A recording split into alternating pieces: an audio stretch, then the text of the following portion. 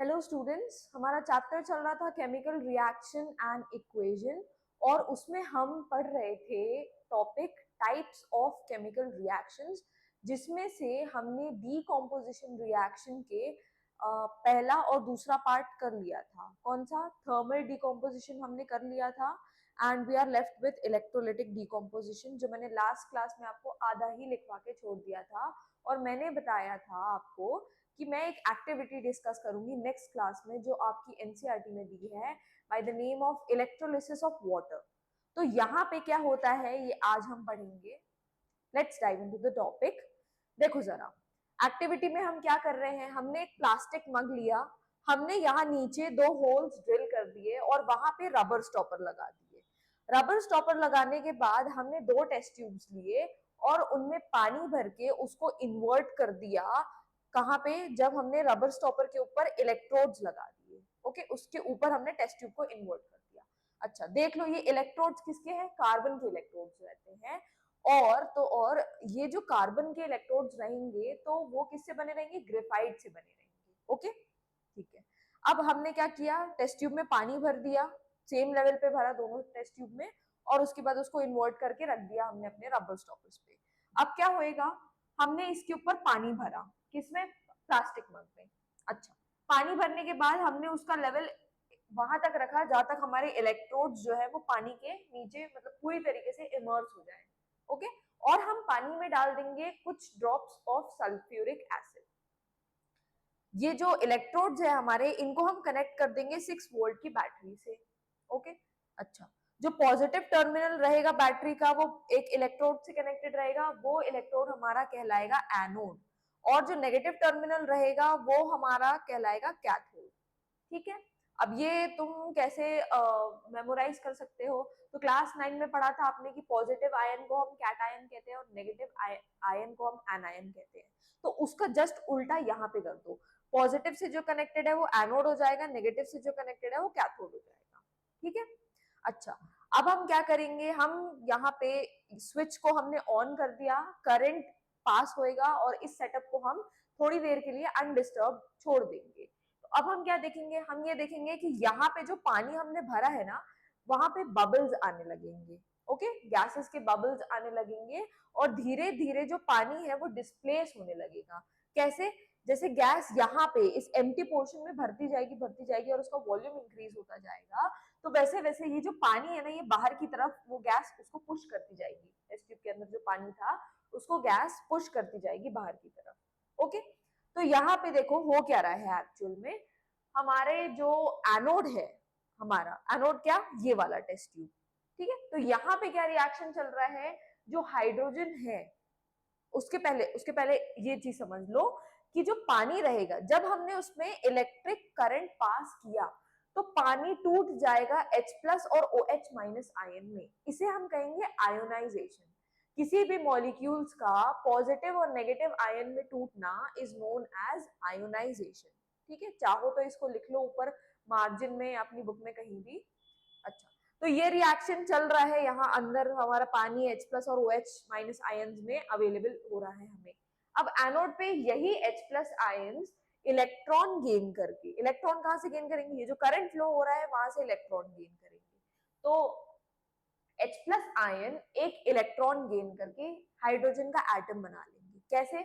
ये पॉजिटिव है, ये नेगेटिव है। H प्लस क्या होता है, H एटम में सिर्फ एक इलेक्ट्रॉन रहता है। अगर उस एक इलेक्ट्रॉन को भी निकाल दोगे तुम तो क्या बचेगा, सिर्फ एक पॉजिटिव न्यूक्लियस बचेगा, एक प्रोटॉन बस बचेगा उसके पास, इसलिए यहाँ ऊपर प्लस आ गया है। उसके पास अब एक इलेक्ट्रॉन नहीं रहा, बट अब तुम उसको एक इलेक्ट्रॉन वापस कर रहे हो तो वो क्या, वो न्यूट्रल हो जाएगा। ठीक है, पहले वो सिर्फ पॉजिटिव था, उसके पास सिर्फ प्रोटॉन था, H प्लस को हम प्रोटॉन भी कहते हैं। ओके ओके, तो H प्लस, H एटम के पास 1 इलेक्ट्रॉन 1 प्रोटॉन रहता है, और हमने क्या किया, उसमें से एक इलेक्ट्रॉन निकाल दिया तो वो H प्लस बन गया। अब हम उसको एक इलेक्ट्रॉन वापस दे रहे हैं तो वो न्यूट्रल हाइड्रोजन एटम बन जाता है। अब मैंने बताया था कि हाइड्रोजन एटम या कुछ एटम्स ऐसे होते हैं एलिमेंट्स के जो इंडिपेंडेंटली एग्जिस्ट नहीं कर सकते, या तो वो बॉन्ड बना के अपनी एटॉमिसिटी इंक्रीज कर देंगे और एक मॉलिक्यूल बना लेंगे, राइट। मैंने बताया था आपको कि कुछ मॉलिक्यूल्स ऐसे होते हैं जो इंडिपेंडेंटली एग्जिस्ट करते हैं, जैसे हीलियम, आर्गन। कुछ मॉलिक्यूल्स डायटोमिक रहते हैं, जैसे कि हाइड्रोजन, ऑक्सीजन, फ्लोरीन, नाइट्रोजन, है ना। तो ये अपने ही एटम के साथ बॉन्ड बना लेते हैं। कुछ ट्राइएटॉमिक रहते हैं, जैसे ओजोन, O3। कुछ टेट्राटॉमिक, जैसे फॉस्फोरस, P4, राइट। तो यहाँ पे हम क्या देख रहे हैं कि हाइड्रोजन अपने ही जैसे एक एटम के साथ बॉन्ड कर लेता है और क्या बना लेता है, हाइड्रोजन गैस बना लेता है। तो ये कहाँ पे चल रहा था, ये एनोड पे चल रहा था। यहाँ पे अब देखो कैथोड पे क्या हो रहा है, तो यहाँ पे दो OH नेगेटिव आयंस, यहाँ पे ओके, दो हाइड्रोक्सिल आयंस, इसको क्या कहते हैं, हाइड्रोक्सिल आयन कहते हैं।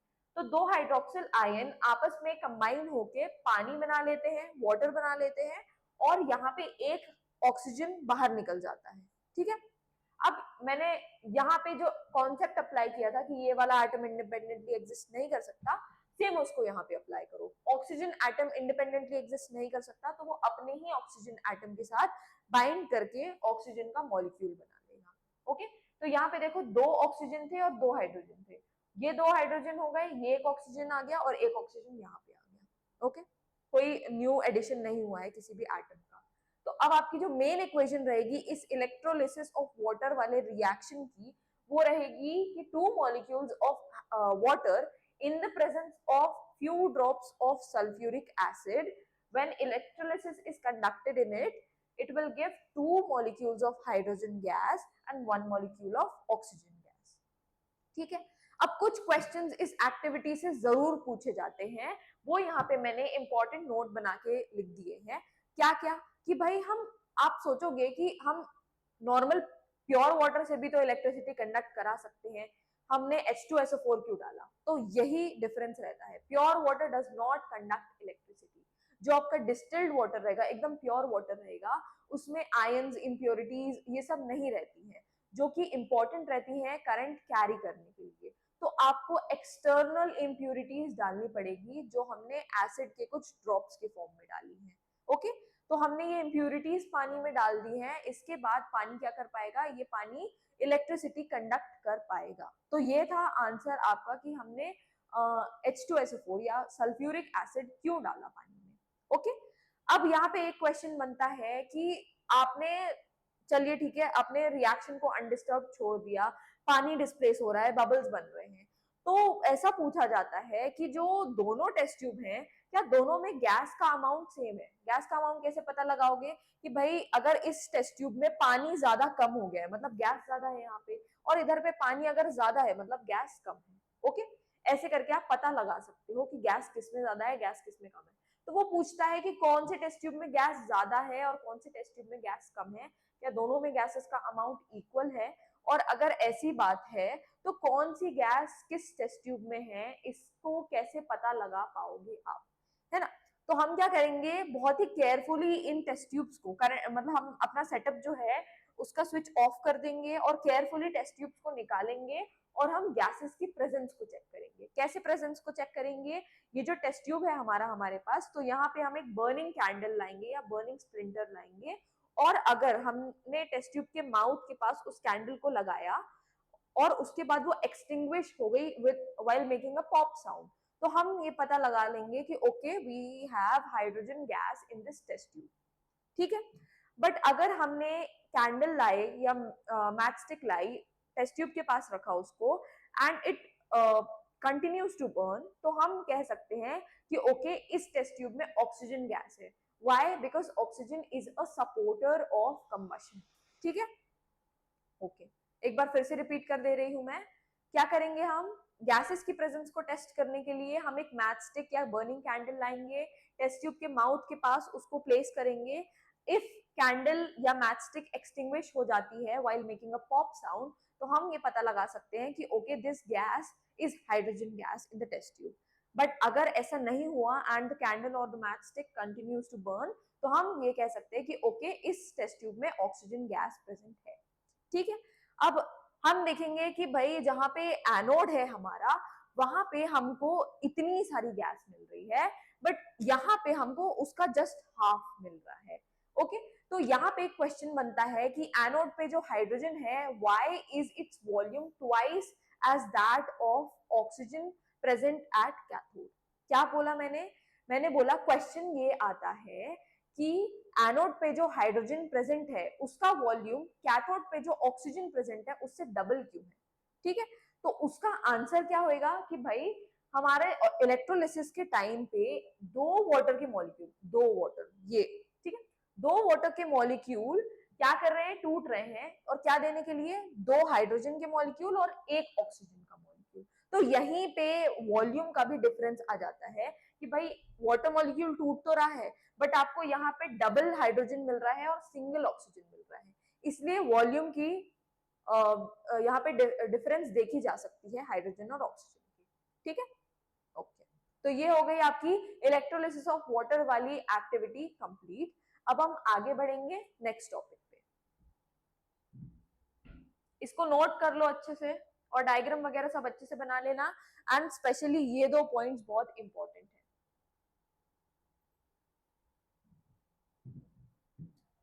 नेक्स्ट रिएक्शन देखो, डीकॉम्पोजिशन में ही फोटोलिटिक डीकॉम्पोजिशन है। ये फोटोलिटिक डीकॉम्पोजिशन क्या होता है, तो जब लाइट की प्रेजेंस में डीकॉम्पोजिशन को कैरी किया जाता है तो उसको हम फोटोलिटिक डीकॉम्पोजिशन या फोटोलिसिस कहते हैं, ठीक है। अब ये लाइट आपकी नॉर्मल सनलाइट भी हो सकती है, यूवी रेज हो सकती है, यूवी मतलब अल्ट्रावायलेट, ओके। तो एग्जांपल्स देखो जरा, ये क्या लाइट की प्रेजेंस में होता है, एग्जांपल्स में तुम देखोगे कि ये क्या है, सिल्वर क्लोराइड है। तो सिल्वर क्लोराइड सनलाइट की प्रेजेंस में सिल्वर और क्लोराइड में ब्रेक हो जाता है। सिमिलरली एक रिएक्शन रहता है सिल्वर ब्रोमाइड के साथ। तो सिल्वर ब्रोमाइड सनलाइट की प्रेजेंस में सिल्वर और ब्रोमीन गैस में डिकम्पोज हो जाता है। अच्छा, फिर है ये आपका HI, ये यूवी रेस की प्रेजेंस में हाइड्रोजन और आयोडीन में डिकम्पोज हो जाता है। ये क्या है मैम, हमको H2O तो पता था, H2O2 क्या होता है, तो H2O2 होता है हाइड्रोजन पेरोक्साइड, ठीक है। इसका नाम नहीं पता तो लिख लो, हाइड्रोजन पेरोक्साइड लाइट की प्रेजेंस में ब्रेक हो जाता है पानी और ऑक्सीजन में, ठीक है। अब ये रहता है कि जो हाइड्रोजन पेरोक्साइड रहता है वो डार्क कलर्ड की बॉटल में क्यों स्टोर किया जाता है, डार्क कलर्ड बॉटल्स आती हैं उसमें स्टोर क्यों किया जाता है, ताकि उसको लाइट के डीकम्पोजिशन से बचाया जा सके। तो भाई देखो प्रिजर्व कहाँ पे किया जाता है, डार्क कलर्ड बॉटल्स में, हम इसको प्रिवेंट कर रहे हैं ताकि ये डीकम्पोज ना हो जाए पानी और ऑक्सीजन में, ठीक है। ओके, अब हम चलते हैं डिस्प्लेसमेंट रिएक्शन में, तो लिख दो जरा इसके बारे में, डेफिनेशन साथ साथ लिखते जाओ। Here a more active element displaces a less active element from its compound, ठीक है। यहाँ पे क्या हो रहा है, डिस्प्लेस का मतलब क्या होता है कि भाई जो एक जगह पे था उसकी जगह चेंज कर दिया, उसको खिसका दिया या समथिंग, बट वो अब अपनी इनिशियल पोजीशन पे नहीं है, पहले की जो उसकी पोजीशन थी उस पे नहीं है, तो एक तरीके से हमने उसको डिस्प्लेस कर दिया, ठीक है।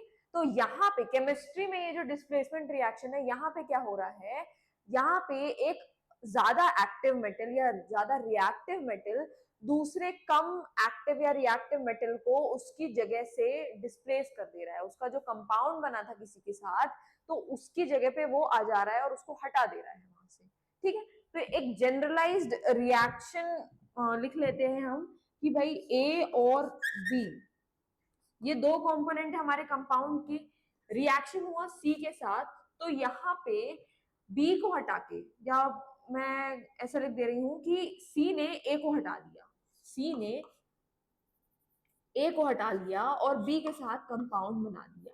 तो अब क्या दिख रहा है तुमको, एक कंपाउंड बन गया है नया सी बी, और हमें क्या मिल गया है ए, ठीक है। यहाँ पे इसको इसने डिस्प्लेस कर दिया तो ये अलग हो गया और इसने इसके साथ कंपाउंड बना लिया, ठीक है। पहले ए का किसके साथ कंपाउंड था, बी के साथ, बट अब जब सी ने इसको डिस्प्लेस कर दिया तो इन दोनों का कंपाउंड बन गया। ठीक है, ओके। और ये है इसके एग्जाम्पल्स। देखो जरा क्या देख रहे हैं हम यहाँ पे, जो जिंक है वो कॉपर सल्फेट के साथ रिएक्ट करता है और कॉपर को यहाँ से डिस्प्लेस करके अलग कर देता है और उसकी जगह पे आके बैठ जाता है, तो ये क्या हो गया, जिंक सल्फेट हो गया। ठीक है, अब यहाँ पे देखो Fe2O3 है, मतलब आयन ऑक्साइड है, फेरिक ऑक्साइड है ये। ठीक है, तो फेरिक ऑक्साइड में क्या हो रहा है, हमने जब इसको एल्यूमिनियम के साथ रिएक्ट करा है, एल्यूमिनियम आयन से भी ज्यादा रिएक्टिव रहता है, तो एल्यूमिनियम ने आयन को डिस्प्लेस कर दिया, बोला हटो यहाँ से, मुझे ऑक्सीजन के प्लेस पे, मतलब ऑक्सीजन के साथ बैठने दो। तो आयन अब अलग हो गया है और अपना यहाँ पे बन गया है एल्यूमिनियम ऑक्साइड। ठीक है, इसको खुद से बैलेंस करने की कोशिश करना। ओके, तो ये हो गया है आपका डिस्प्लेसमेंट रिएक्शन। अब इसके बाद हम पढ़ते हैं एक्टिविटी या रिएक्टिविटी सीरीज।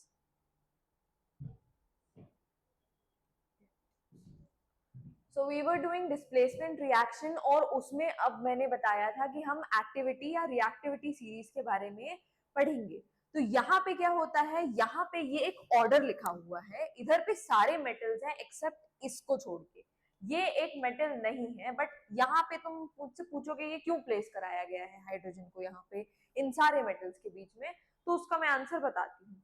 पहले ये समझो कि ये एक्टिविटी सीरीज या रिएक्टिविटी सीरीज होती क्या है।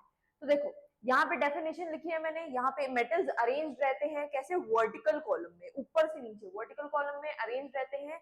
किस ऑर्डर में, तो भाई कौन सबसे ज्यादा रिएक्टिव है, और धीरे धीरे करके जो रिएक्टिविटी डिक्रीज होती जा रही है, तो सबसे लीस्ट रिएक्टिव मेटल जो रहेगा वो नीचे प्लेस करा दिया जाएगा। तो क्या बोला है, in the order of their decreasing reactivity from top to bottom, तो रिएक्टिविटी ऊपर से नीचे क्या हो रही है, कम हो रही है मेटल्स की, तो इसको हम क्या कह देते हैं, रिएक्टिविटी सीरीज या एक्टिविटी सीरीज ऑफ मेटल कह देते हैं। ठीक है, अब जो मैंने बताया था कि भाई हाइड्रोजन को यहाँ पे क्यों प्लेस कराया गया है, तो वो देखो हाइड्रोजन भी मेटल्स की तरह इलेक्ट्रॉन लूज कर सकता है। मैंने अभी इलेक्ट्रोलिसिस ऑफ वाटर में बताया था कि हाइड्रोजन अपना इलेक्ट्रॉन लूज करके एक प्रोटॉन बना लेता है, H प्लस बना लेता है। तो सिमिलरली मेटल्स की तरह ही वो ये क्या बोलते हैं, नेचर शो कर रहा है अपना कि इलेक्ट्रॉन लूज कर लेता है वो मेटल्स की तरह, इसलिए उसको यहाँ पे हमने प्लेस किया है। और दूसरा रीजन ये भी हम कह सकते हैं कि उसको हम एज अ स्टैंडर्ड मान रहे हैं कि भाई तुम जीरो हो और फिर उसके बाद यहाँ बढ़ रहा है, यहाँ पे कम हो रहा है। ठीक है, हाइड्रोजन को हमने एज अ जीरो मान लिया, जैसे नंबर लाइन में जीरो रहता है, राइट, एक तरफ नेगेटिव रहता है एक तरफ पॉजिटिव रहता है, तो ये हमारा जीरो है हाइड्रोजन, इसके हिसाब से सब चलेगा। ओके, अब देखो सबसे ऊपर मोस्ट रिएक्टिव मेटल रहता है और सबसे नीचे लीस्ट रिएक्टिव मेटल रहता है। ऊपर से नीचे चलेंगे तो रिएक्टिविटी डिक्रीज होती जाएगी मेटल की, मतलब पोटेशियम सबसे ज्यादा रिएक्टिव है, फिर है barium, calcium, sodium, magnesium, aluminium, zinc, iron, nickel, tin, lead, then comes hydrogen, उसके बाद copper, mercury, silver, platinum, then gold. ठीक है, गोल्ड हमारा सबसे लीस्ट रिएक्टिव मेटल है। अब देखो यहाँ पे क्या हो रहा है, अगर मेरे पास कोई रिएक्शन है, समझ लो मैंने अभी थोड़ी देर पहले ही तुमको बताया था क्या, कि यहाँ पे मैंने लिया कॉपर सल्फेट लिया था, कॉपर का एक कंपाउंड लिया था, कॉपर सल्फेट लिया था, मैं रिएक्शन लिखकर ही बता देती हूँ। देखो मैंने क्या लिया था, मैंने लिया था कॉपर सल्फेट और उसका रिएक्शन मैंने कराया था जिंक के साथ। ये रिएक्शन मैं कहाँ से ले रही हूँ, अभी मैंने एग्जाम्पल्स में लिखवाया था डिस्प्लेसमेंट रिएक्शन के।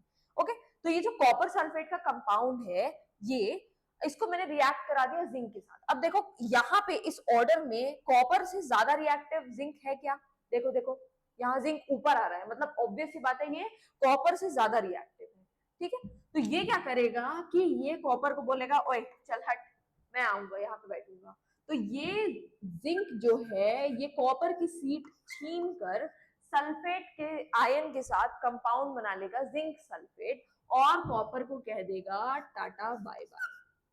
ठीक है, तो ये होता है हमारे डिस्प्लेसमेंट रिएक्शन में, जहां पर एक मेटल जो ज्यादा रिएक्टिव होता है वो दूसरे नॉन रिएक्टिव या कम रिएक्टिव मेटल को डिस्प्लेस कर देता है। Non reactive would not be a correct term, but come reactive would be better for here. ठीक है, तो मैंने क्या कहा, डिस्प्लेसमेंट रिएक्शन में एक ज्यादा रिएक्टिव मेटल खुद से कम रिएक्टिव मेटल को उसके कंपाउंड से डिस्प्लेस कर देता है। ठीक है,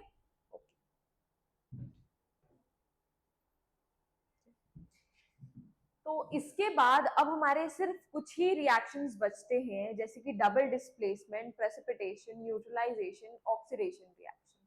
तो वो हम करेंगे नेक्स्ट लेक्चर में कवर, और it might be possible next या नेक्स्ट टू नेक्स्ट लेक्चर में आपका ये चैप्टर टोटली कंप्लीट हो जाए। ओके, पढ़ते रहो, मस्ती करते रहो, बाय बाय।